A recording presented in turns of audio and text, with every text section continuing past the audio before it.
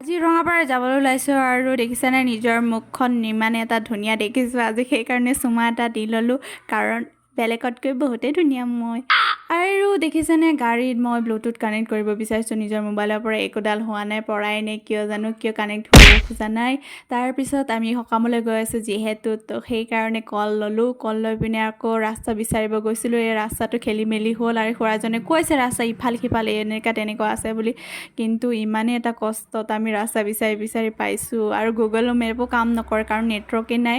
আৰু ইমান ভিতৰীয়া ৰাস্তা নহয় কিহে ক'ম আৰু তাৰপিছত মোৰ ভতিজা ল'ৰা দেখিছেনে ইমান এটা ফটোৱা ইমান এটা বদমাছ নহয় কিহে ক'ম আৰু যি এক্টিং কৰে আৰু দেখিছেনে মই অহা সময়ত আম খাই খাই আহিছোঁ তাকো ফ্ৰীত আই হয় ইমান টেঙা এটা আছিলে মিঠাও নহয় বাকী লোকেল আমে আছিলে বাৰু টেষ্টি আছিলে তো বহুতে ভাল লাগিলে খাই আৰু এয়া ঘৰত আহি পালোঁ বহুতে বস্তু দি পঠাইছিলে বা ঘৰৰ